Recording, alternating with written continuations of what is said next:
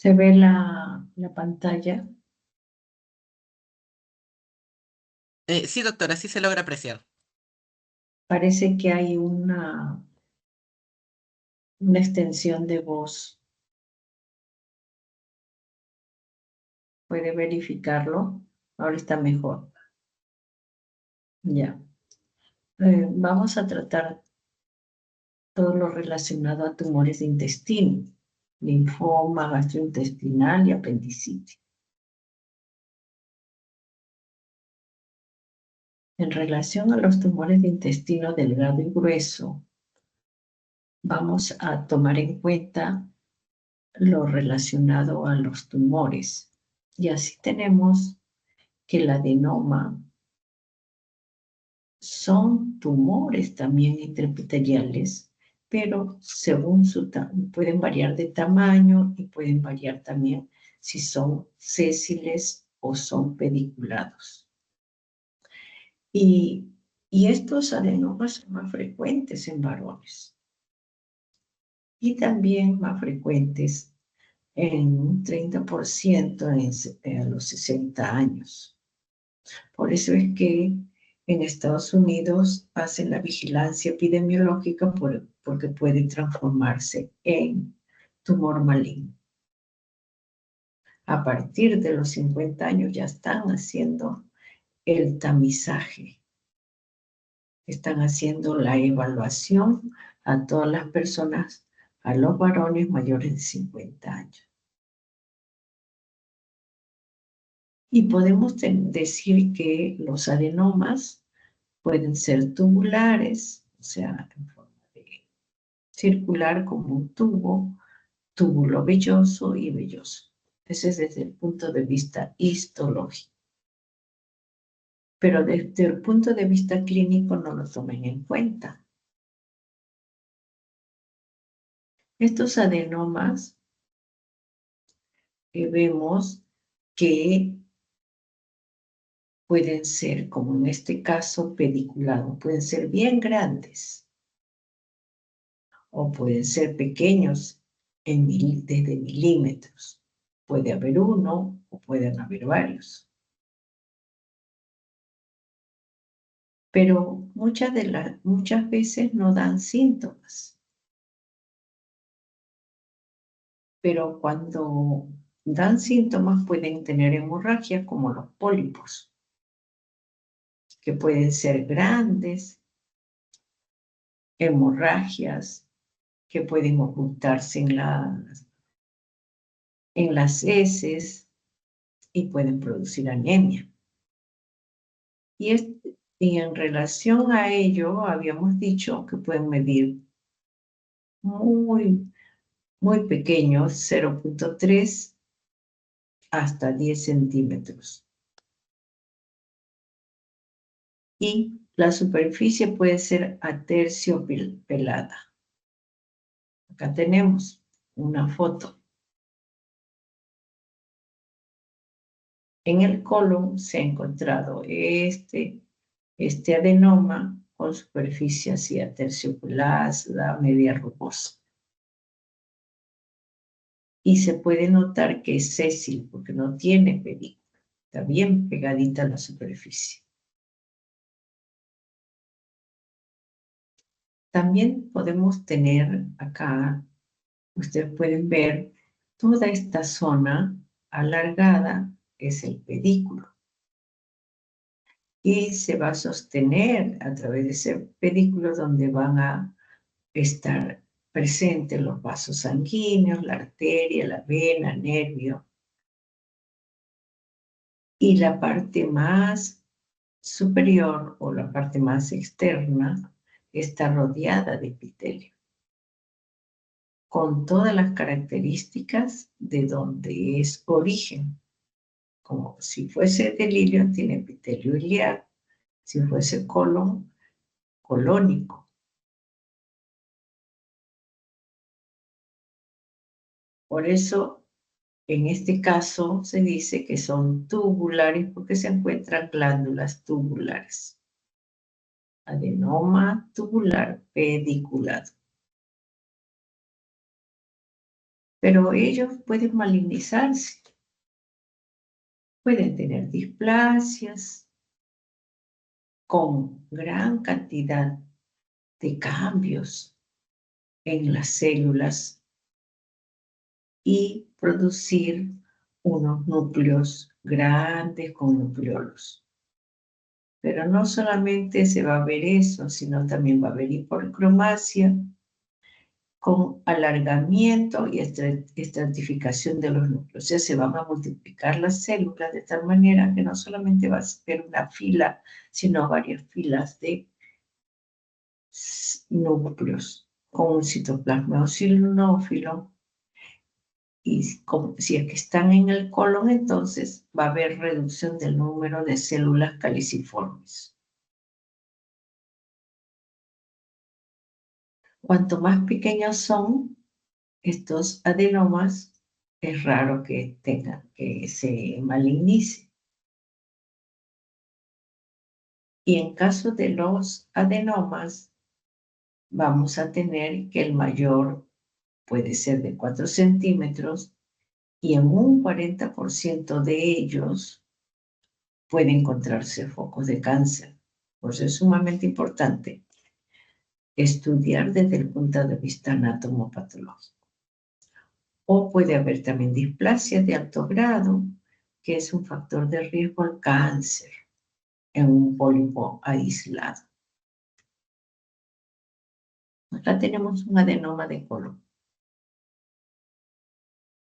Podemos observar que en este adenoma está rodeado de las superficies del epitelio de origen, o sea, epitelio colónico. Pueden ver las glándulas que también tienen células caliciformes y forman este tumor. Presenta glándulas tubulares porque al corte se ven como que fuesen túbulos y se le llama adenoma tubular. La superficie es lisa y estas glándulas, como han visto, son redondas. Hay una inflamación con congestión, también pueden ver acá vasos sanguíneos, porque tiene que nutrirse ese tumor. Y puede verse también que como hay dilataciones de algunas glándulas de la cripta, puede haber rotura de esta cripta. Acá también vean ustedes esta otra glándula donde hay rotura también de la cripta.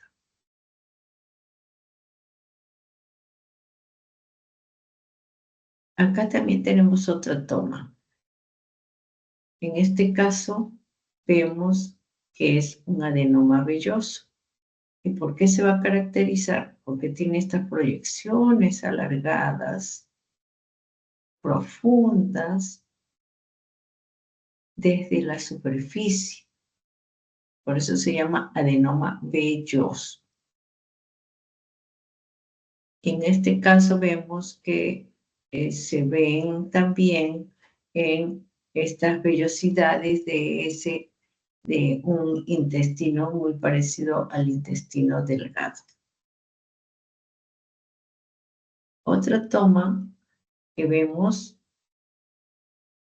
son lo que habíamos hablado, las células epiteliales displásicas. Pueden ver gran cantidad de núcleos, pero esos núcleos son alargados y estratificados, muy precromáticos, con una pseudoestratificación nuclear, a diferencia de la parte inferior, donde se ve solamente una fila de núcleos,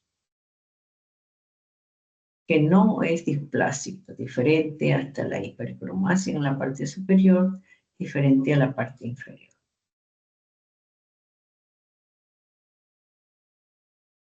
Otra toma que vemos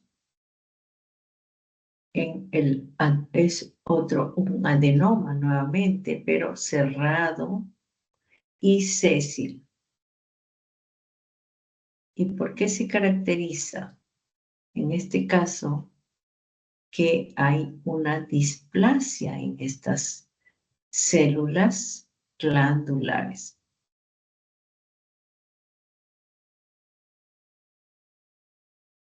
Y va a crecer lateralmente. Ustedes pueden ver acá, este es un adenoma cerrado sésil.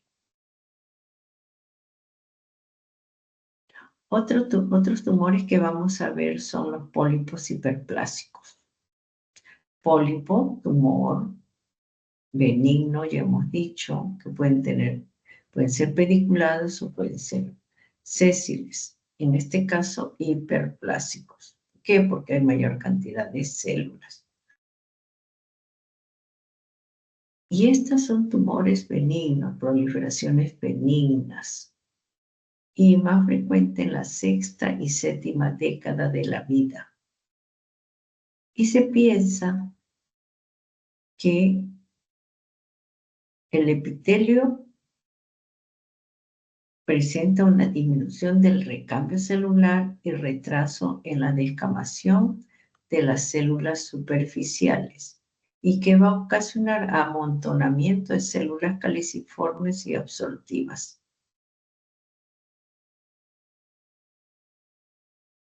Estos pólipos carecen de potencial maligno.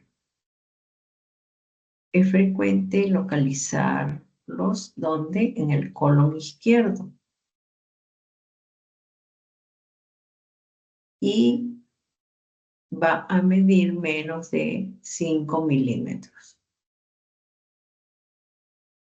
Y estas protrusiones son lisas y nodulares a nivel de la mucosa. Van a proliferar hacia fuera, o sea, hacia la luz de ese intestino. Pueden ser únicos o múltiples. Y con frecuencia se van a encontrar en el colon múltiples a nivel del sigmoide y recto, o sea, en el colon izquierdo. ¿Qué se va a ver? Células caliciformes y absortivas maduras. La superficie es cerrada por acumulación de células en el tercio superior de la cripta o menos. Acá tenemos la superficie de este pólipo con protrusiones, mire esas entradas, esas salientes, por las células epiteliales y observen cómo algunas células van a sobresalir de las otras.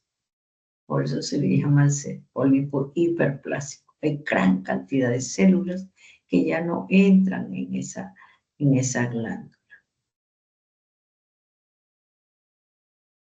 Acá observen nuevamente a mayor aumento, acá lo habíamos visto a menor aumento, cómo se produce una formación de protrusiones.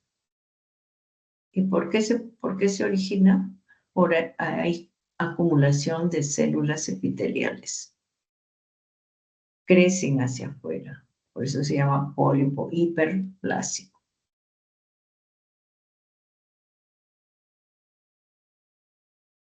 Y tenemos acá también, esta es una glándula que presenta también acumulación de células o núcleos en forma cerrada.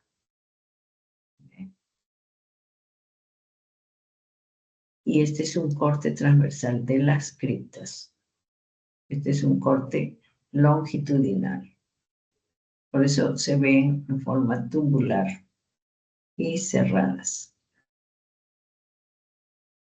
Otra patología que también tenemos que tomar en cuenta son los pólipos amartomatosos. Estos aparecen esporádicos, o sea, aislados, o corresponder a algún síndrome genético. Y muchos de estos pólipos amartomatosos se deben a mutaciones de la línea germinal de genes supresores de tumores o protógenes. Y algunos síndromes se asocian a riesgos de cáncer. Y pueden estar estas alteraciones dentro del pólipo o fuera del pólipo. ya sea intestinales o extraintestinales. Y acá también se va a transformar en maligno. Puede haber displasia, neoplasias posteriormente, pero si se detectan a tiempo se tiene que extraer para que no se malignice.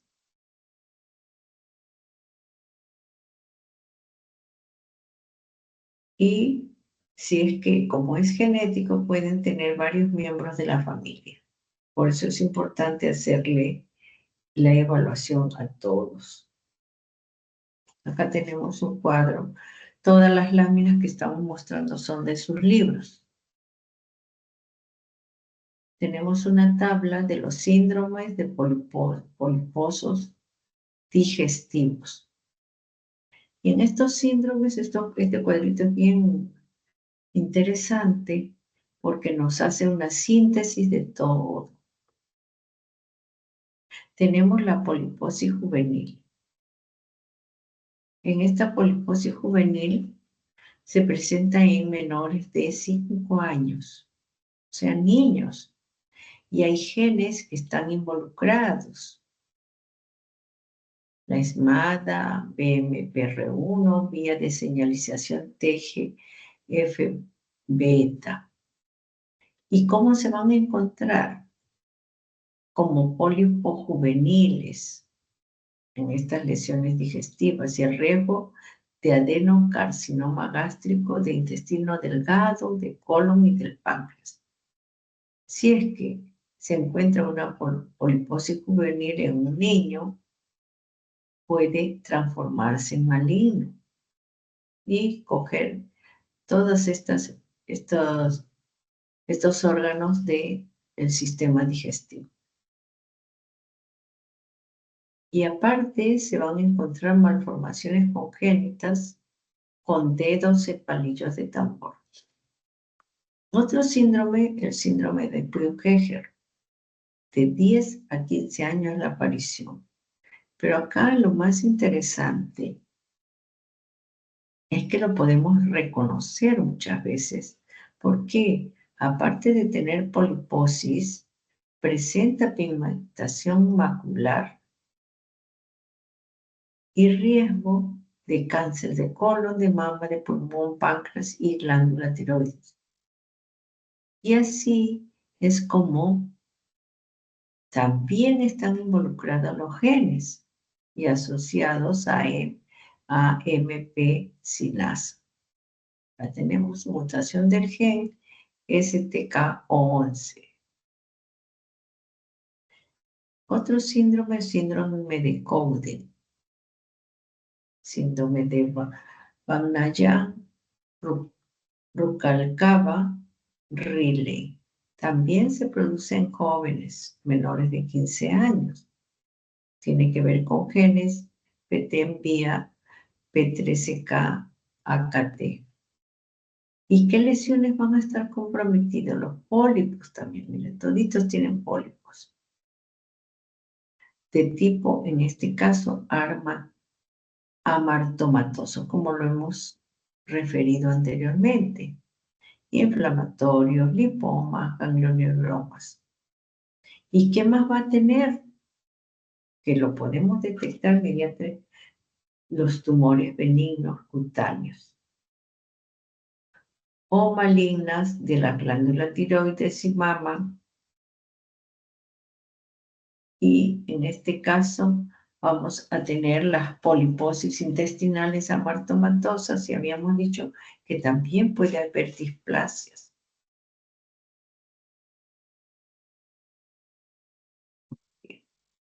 El síndrome de Cronkite, Canadá, mayores de 50 años, no hereditario, y también va a presentar pólipos amartomatosos de estómago, intestino delgado, colon, anomalías en la mucosa no polipoidea. ¿Y qué vamos a encontrar además?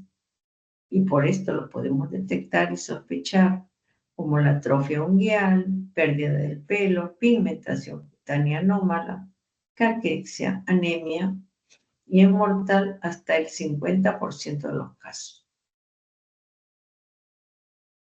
Acá tenemos la poliposis juvenil.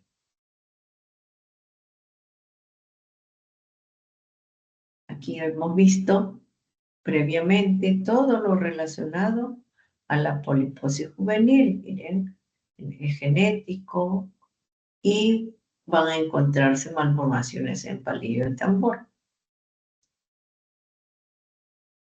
En este pólipo, este es un pólipo sésil, miren la superficie, que se ve una protrusión hacia afuera, no tiene pedículo, está firmemente pegado hacia la superficie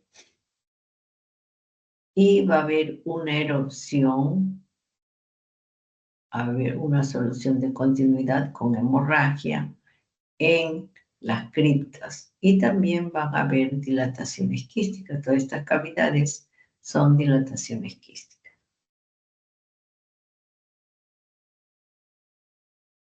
En esta poliposis juvenil, esta otra toma, ¿qué es lo que podemos ver? Que a nivel de las criptas, la cripta rodeada de un epitelio, se puede observar neutrófilos, tejido necrótico inflamatorio, con moco espeso. En toda esta zona hay moco espeso.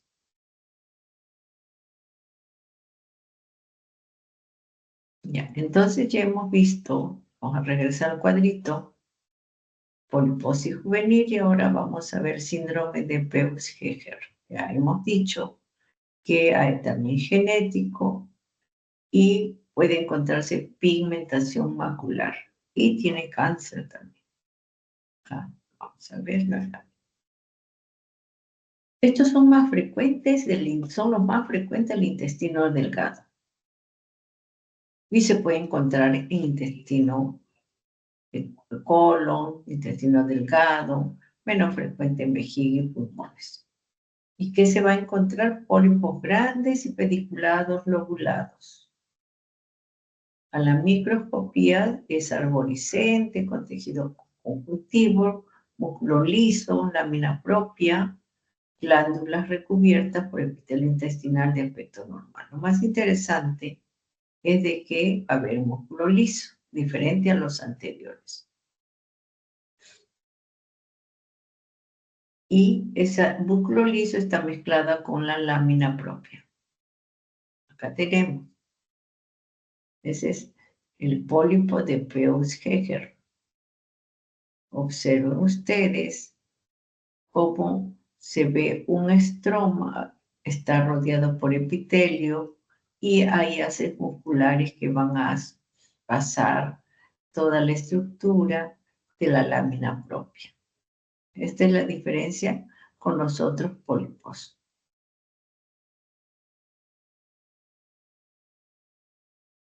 Acá también nuevamente la estructura glandular es compleja, el músculo atraviesa que lo distingue a los pólipos.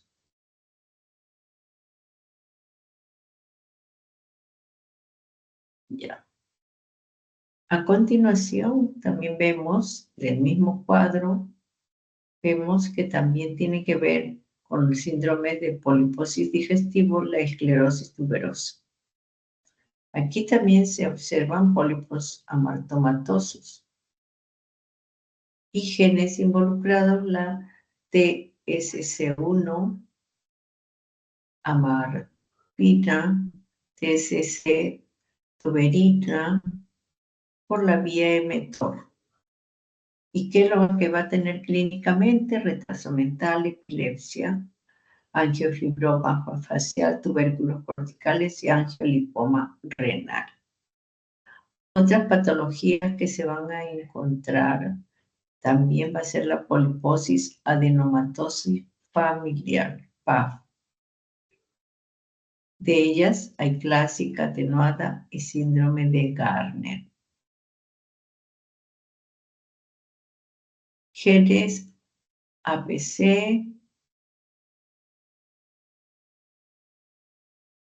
e incluso el síndrome Turcot también.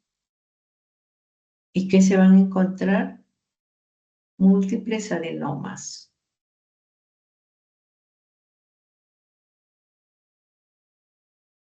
¿Qué se va a encontrar dentro de las manifestaciones estas digestivas? Hipertrofia congénita.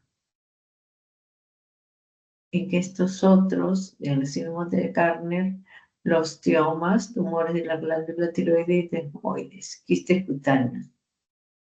El síndrome de Turcot, meduloblastoma, glioblastoma.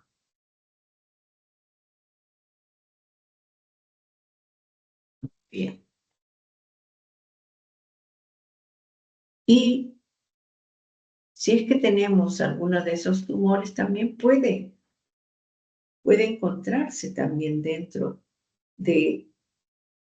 puede encontrarse un carcinoma intramucoso con células epiteliales displásicas que rompen la membrana basal para invadir la lámina propia o la muscular de la mucosa. En este caso no va a haber metástasis, que rara vez ocurre. ¿Por qué? Porque no hay linfáticos en la mucosa del colon.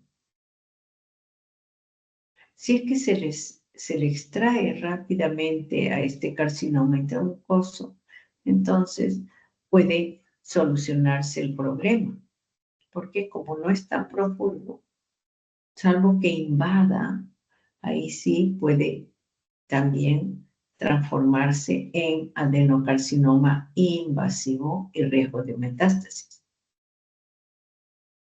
Y eso siempre y cuando invada más allá de la mucosa, de la muscular de la mucosa y el tallo submucoso del pólipo pedicular. Entonces, sí que se hace profundo, allí sí puede invadir y transformarse en, ya se considera como un adenocarcinoma. Acá tenemos el carcinoma intramucoso. ¿Qué es lo que vemos? Acá vemos glándula, luz de la glándula de aspecto griviforme que está en contacto con la lámina propia, sin una membrana basal. Va a proliferar, va a invadir y allí es donde se va a encontrar entonces de aspecto griviforme. Vemos aquí en la parte profunda y a la izquierda, debajo del adenoma velloso, todo esto es el adenoma velloso, vemos esta zona que tiene una reacción desmoplásica entre los componentes invasivos. Se trata de un adenocarcinoma invasivo.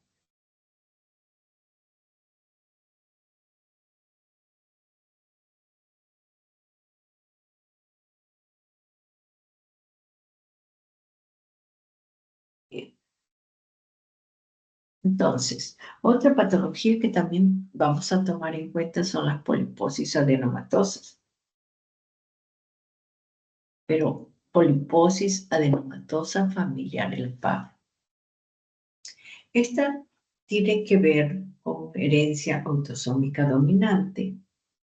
Basta que haya un solo alelo mutado para transmitir a su descendencia. Y en la adolescencia desarrollan numerosos pólipos adenomatosos. Están involucrados genes, mutación del gen de la poliposis adenomatosa del colon o el APC.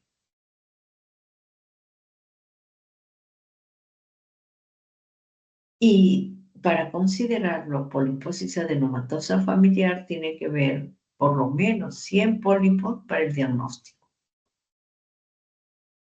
del papiloma de la poliposis adenomatosa familiar. Y no se van a distinguir solamente por el número en relación con los otros tumores esporádicos. El 100% de las poliposis adenomatosa familiar desarrollan adenocarcinoma. de los casos no tratados. Por eso, si es que se encuentra y se evalúa, se estudia que es una poliposis adenomatosa, tienen que entrar en tratamiento.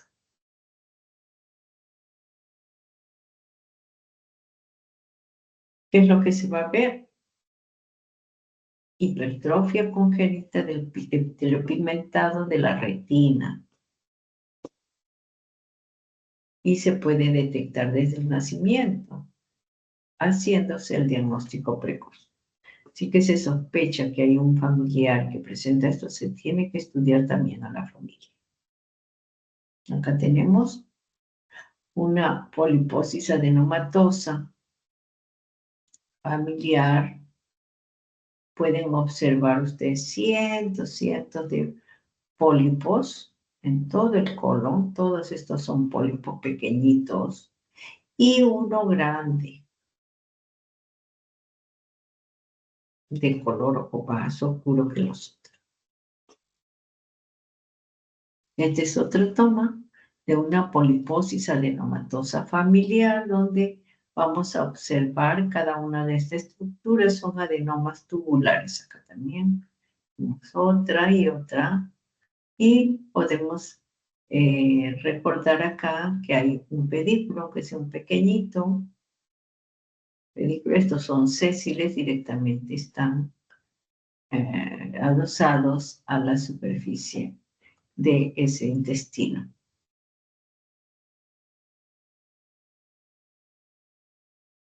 Vamos a ver también patrones habituales de las neoplasias colorectales esporádica y familiar.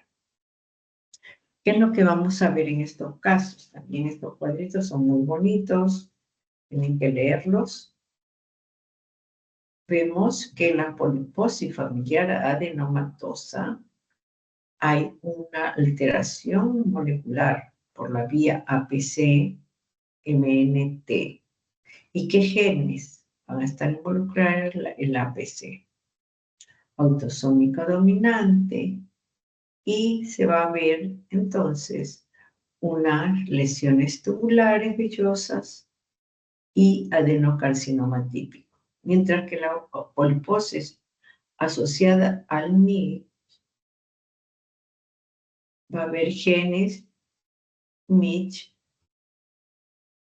donde también de herencia autosómica, en este caso autosómica recesiva, tienen dos alelos con gen de la poliposis asociada al MITCH.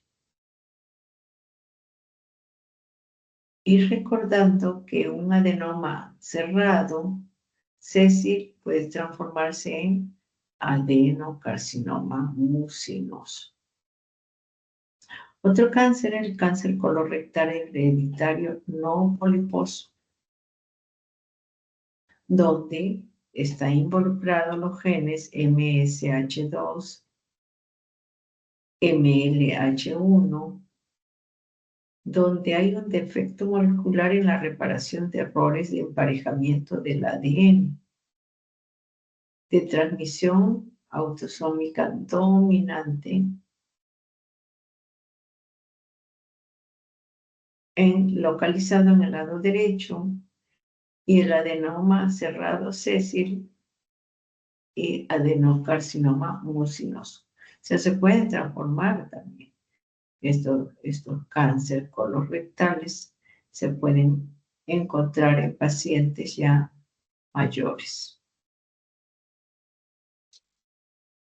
También vemos cáncer de colon esporádico, un 70 o un 80%, el gen es la APC, y el defecto es la vía APC-MRT.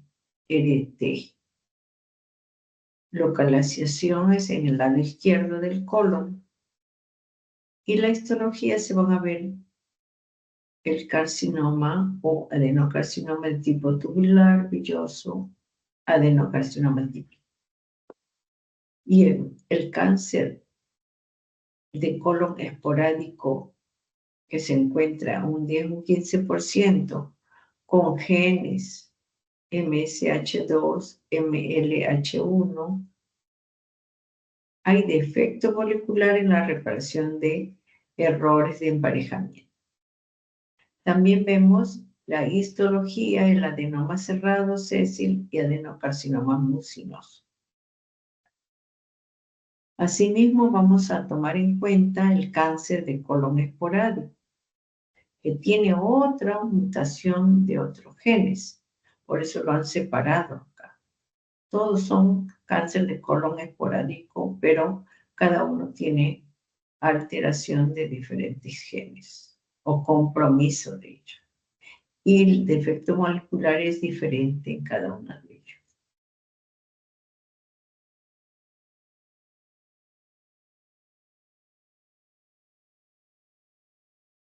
Ya, acá tenemos, vamos a concluir un ratito, hacemos un receso de 2 minutos para continuar.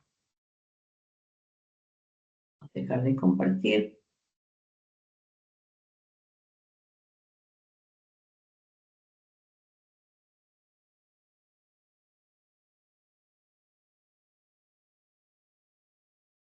Y nos vemos en 2 minutos.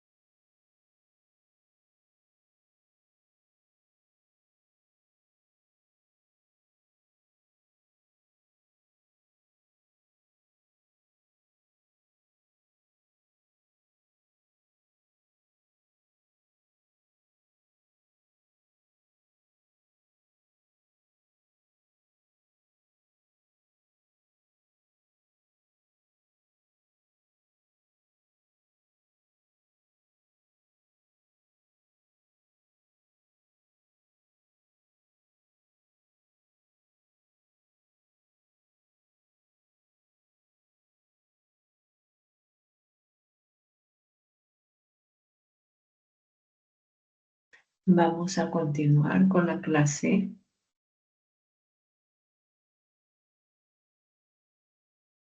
A ver, Nikita, dígame.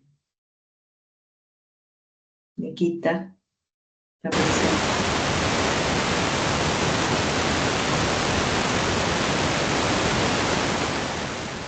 Nikita, tu micrófono no se escucha. Se Ya, escucha distorsionado. ahora sí. Ya, Nikita, quería preguntarle en relación a los precursores del adenocarcinoma, dígame uno.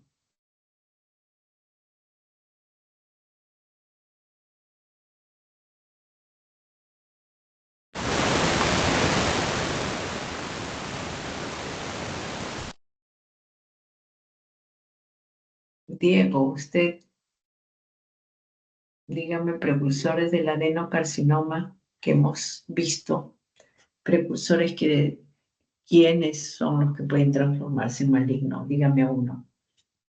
¿Qué hemos visto? ¿El adenocarcinoma juvenil, doctora? Ya, serían unos pólipos, ¿no? Perdón, Entonces, ajá, el pólipo juvenil, perdón. precursores son antes que ocurra el problema, ¿no? Vamos a compartir los adenomas vellosos, los pólipos también pueden transformarse. Unos son más frecuentes que otros, ¿no? Todo lo que hemos visto, las poliposis adenomatosas, ya sean esporádicas o no esporádicas, las familiares. Vamos a compartir. Ay, perdón, un ratito. Cancelar. Ya. Compartir.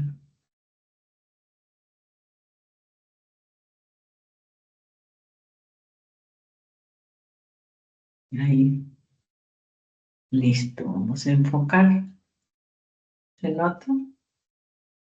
¿Se nota, Diego? Sí se lee, doctora. Adenocarcinoma de colon. Ya, muy bien. Entonces, vamos a continuar con la parte de adenocarcinoma de colon. Y también vemos hoy día que el adenocarcinoma de colon, su nombre lo dice, adeno, glándulas, que se transforma en ¿qué? En carcinoma. ¿De dónde? Del colon.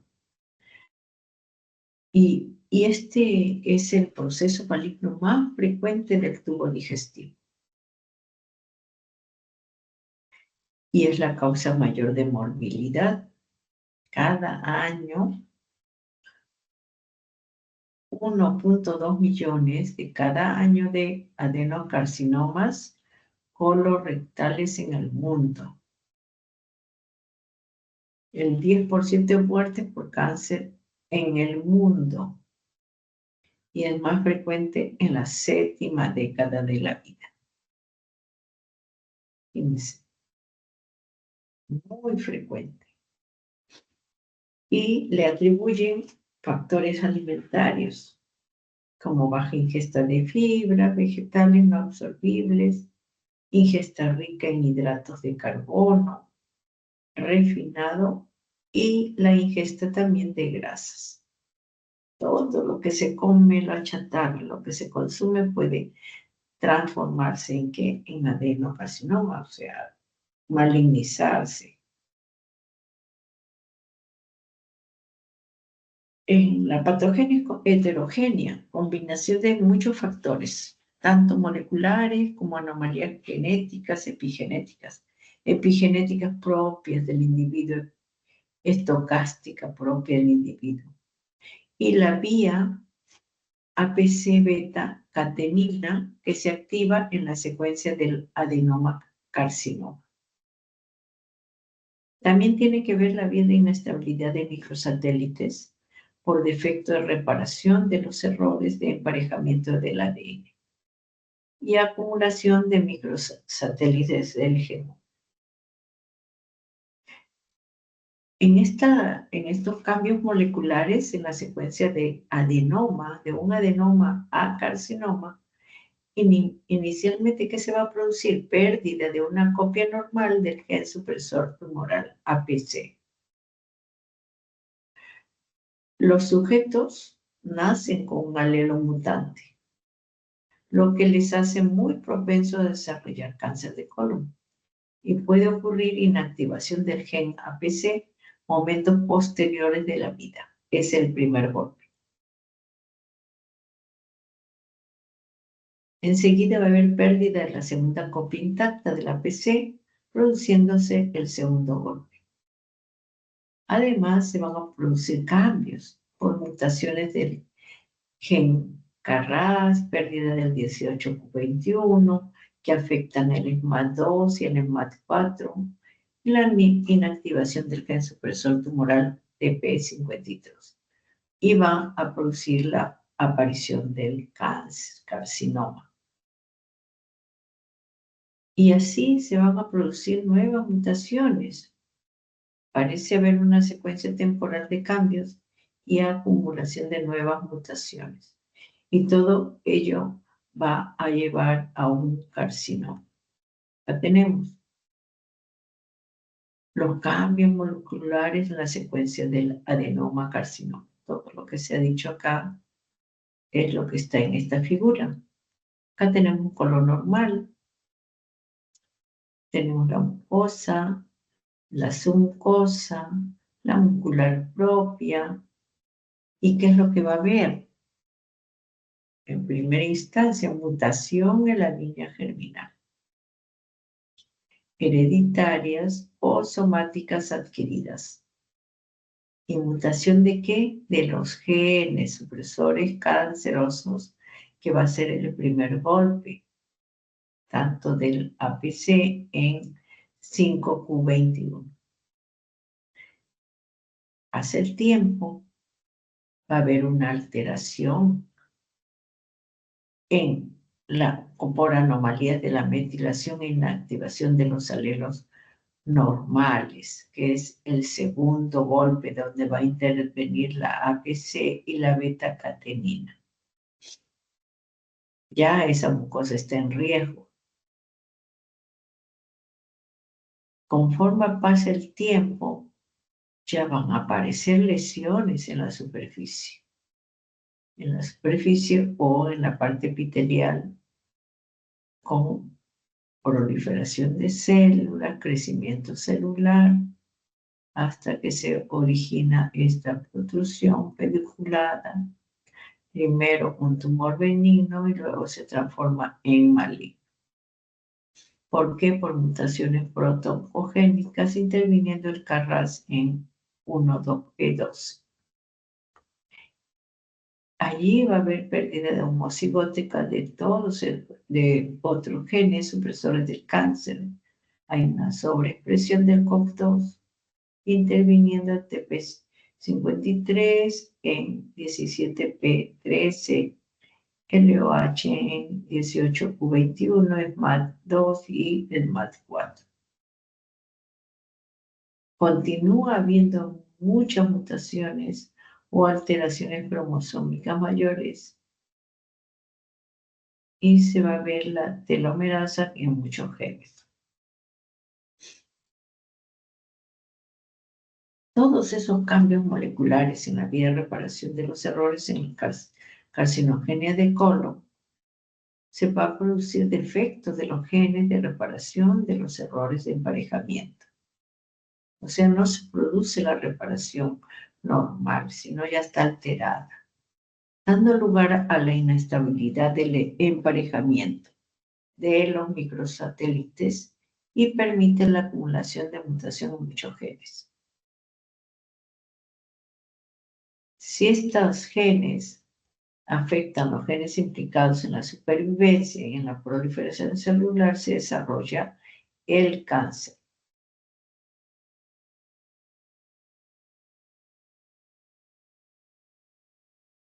Y acá tenemos también, ¿no?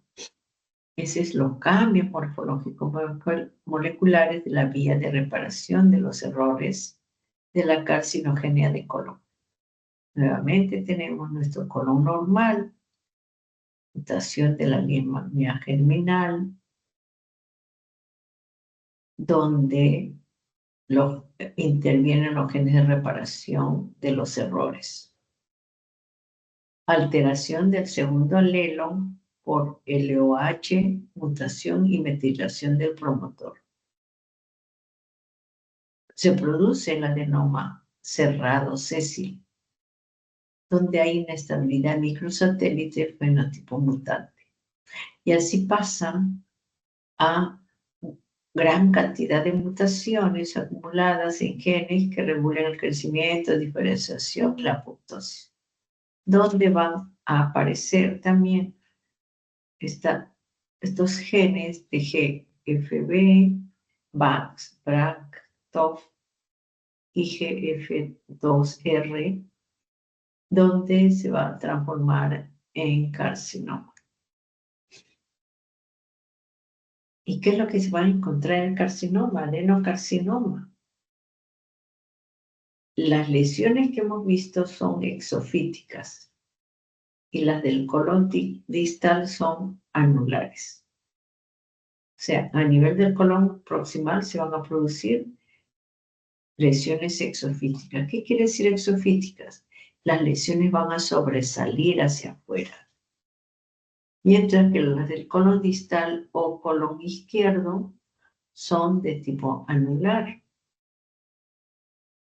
donde se van a encontrar células cilíndricas altas, componente desmoplásico abundante, mucina también que se acumula dentro de la pared intestinal.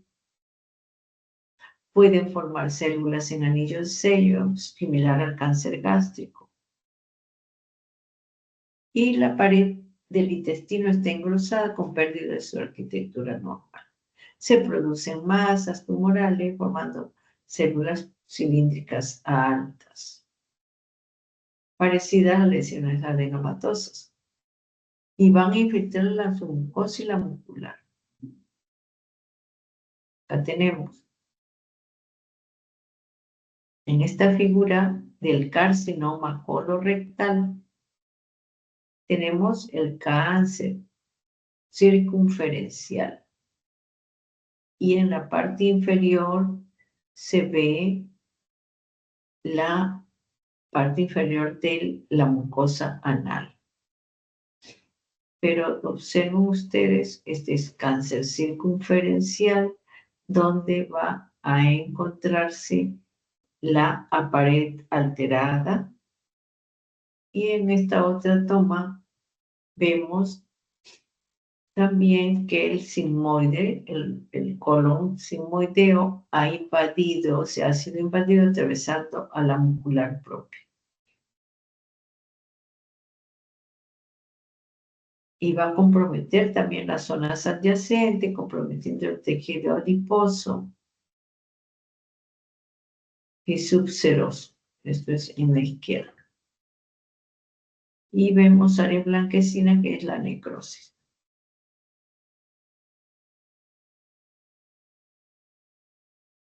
Vemos también el aspecto histológico del cáncer colorectal. Observan ustedes cómo estas glándulas, proliferación celular, se va a observar tejido necrótico presentes en la luz glandular, donde hay una proliferación anormal del carcinoma colorectal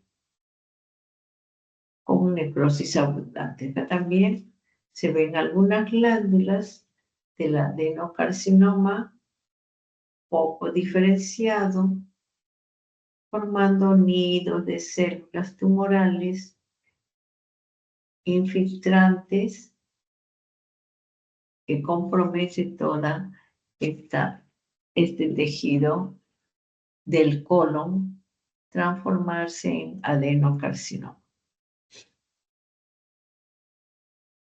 Así como se ve, hemos dicho, proliferación de celular de tipo glandular, también tenemos el adenocarcinoma mucinoso. En este caso, presenta gran cantidad de células en anillo de sello. Tenemos estas células, todas estas son células en anillo de sello, con acumulación de mucina. Ahora vamos a ver la parte del linfoma gastrointestinal. Acá tenemos ya bien conocido el linfoma de Mann gástrico, que reemplaza gran parte del epitelio gástrico. Mire, ya acá ha destruido el epitelio y va a haber una proliferación de células malignas con linfocitos neoplásicos, acá se va a ver mejor, rodeado de infiltrado inflamatorio.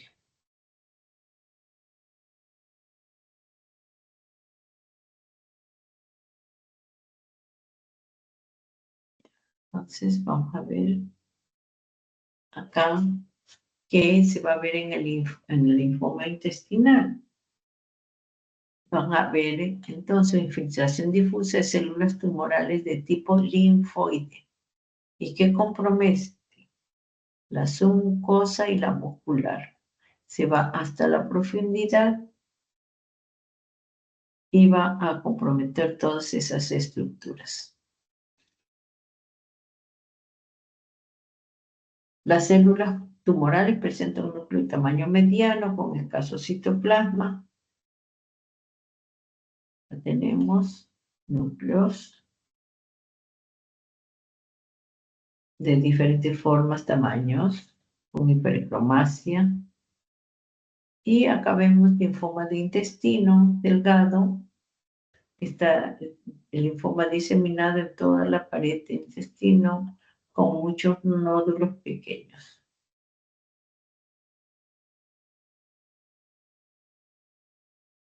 Vamos a ver, continuar. Acá también vemos linfoma del linfocito B grande que infiltra la pared intestino y engrosamiento difuso. Pueden ver ustedes todo el grosor, el aspecto rígido, como el cáncer gástrico. Y vemos acá también un linfoma intestinal de un atlas de video de endoscopia de El Salvador. La neoplasia constituida por linfocitos pequeños que infiltran la pared del ilio y apéndice con lesión linfoepitelial, o sea, linfocitos atípicos. Mientras que la apendicitis aguda, ya sabemos, y lo característico que es lo que vamos a tener generalmente, hay varios factores que tienen que van a intervenir, como es la obstrucción de la luz por diferentes causas. Una de ellas puede ser material fecal, o fecalitos, o coprolitos, cálculos, parásitos, como las ascaris, lumbricoides, a veces tumores primarios o secundarios. Y en niños se debe a hipertrofia linfática, que va a producir dolor abdominal, náusea, vómito, dolor en la presión linfocíaca derecha, fiebre, hiporexia y peritonitis. ¿Qué es lo que sucede? Hay una obstrucción de esas glándulas mucosas que siguen produciendo moco. Se llena la secreción, la cavidad con secreción, que produce un fenómeno de hiperpresión superior a 85 centímetros, que compromete la circulación venosa y linfática, la circulación arterial. Se encuentra necrosis de la mucosa, invasión bacteriana de la luz, de la pared, inflamación del tejido linfático, puede incluso perforarse produciendo peritonitis.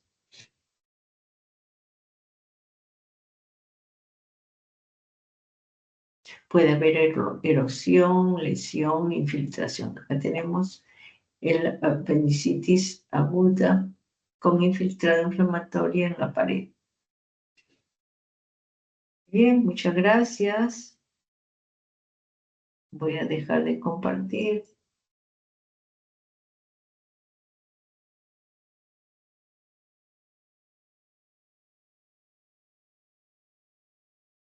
Listo, doctora. Muchas gracias por la clase Bien, de hoy. ya descansen. Hasta luego. Hasta luego, doctora.